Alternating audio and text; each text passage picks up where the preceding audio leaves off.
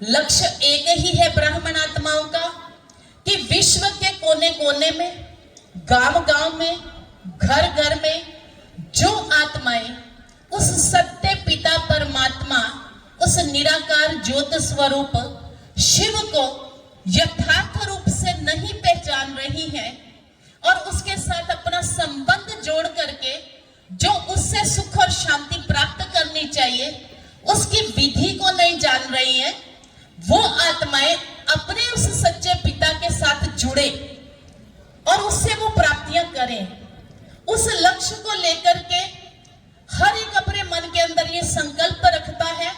और कोई ना कोई प्रोग्राम उसी लक्ष्य से किए जाते हैं कि आत्माएं जागृत हो, वो परमात्मा पिता को पहचाने और उसके साथ जुड़े। क्योंकि सारे विश्व की आत्माएं एक सच्चे पिता परमात्मा की संतान है। एक पिता एक अज के हम बालक हैं उसके बच्चे, पर बट गए हैं, इधर उधर जा रहे हैं, पर उस निराकार की बजाय साकार और अनेकों स्वरूपों में जाकर के अटके हैं। इसलिए परमात्मा पिता ने कहा है कि जन जन तक ये संदेश दो कि वो सृष्टि का नियंता इस सृष्टि पर आ चुका है, जिसका यादगार दिन शिवरात्रि का पर्व मनाते हैं, शिव जयंती, शिव अवतरण दिन, उस निराकार के धरती पर आने का दिन। तो उस संकल्प से ये कार्यक्रम रखे जाते हैं। फिर इसलिए दुनिया में देखते जितने भी रोगी, दुखी, परेशान आत्माएं हैं,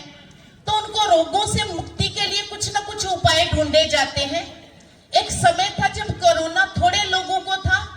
तो लोग हॉस्पिटल जाते थे, पर जब कोरोना बढ़ा तो डॉक्टर घरों में जाकर के उनको क्वारंटाइन करके उनके घरों में दवाई देते थे। फिर एक समय ऐसा आया कि मरीज में जाने की हिम्मत नहीं थी, बस डॉक्टरों को ही जाकर के इलाज करना था। तो प्यारे भाइयों और बहनों, इसी तरह से इस सारी दुनिया की आत्माएं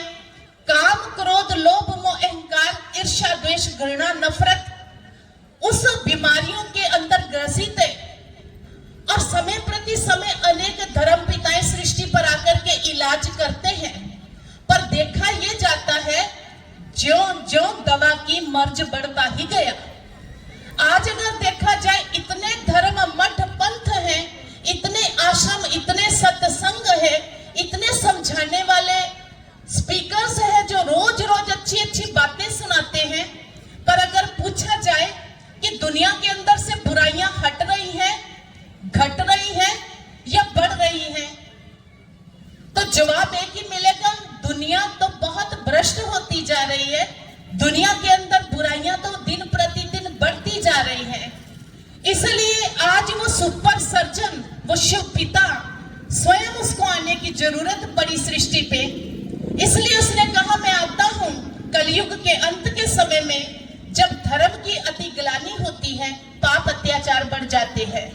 तब वो आकर के ज्ञान का इंजेक्शन लगाते हैं, ज्ञान अंजन देते हैं, जिससे आत्माओं को रोगों से मुक्त करते हैं। और परमात्मा ने इशारा दिया है कि एक भी बच्चा छूट ना जाए, सुरक्षा चक्र टूट ना जाए। वो पोलियो ड्रॉप्स पिलाते हैं, ध्यान रखते हैं, कोई छूटना नहीं चाहिए। और भगवान भी कहते हैं कोई भी आत्मा उस सच्चे पिता के ज्ञान से वंचित ना रहे, क्योंकि अगर वंचित रह गई तो कल को आपको उलझना देगी कि भगवान आया था, तुमने पहचाना था, तुम उसके बने थे, तुमने उससे सुख लिया था, पर तुमने हमें क्यों नहीं बताया। इसलिए परमात्मा कहते आपका फर्ज है, आप एक एक को बताओ कि इस निराकार से आप जुड़ो, उस महाज्योति से जुड़ो और उससे वो सारी शक्तियां प्राप्त करो, अपनी बैटरी को चार्ज करो उस सुपर पावर से जोड़ करके। तो इसलिए परमात्मा कहते कोई भी छूटे नहीं, ताकि आपको कल को उलझना ना मिले। उसी के लिए ये ब्रह्मा कुमारी बहनें, जिन्होंने उस परमात्मा पिता को पहचाना है, गली गली घर घर जाकर के, चाहे कुंभकर्ण के माध्यम से जगाएं, चाहे 12 ज्योतिर्लिंगम के माध्यम से जगाएं, चाहे शिवरात्रि की प्रभात फेरियां निकालें, लक्ष्य एक ही है कि ये हमारे प्यारे भाई और बहनें, क्योंकि सारा विश्व एक परिवार है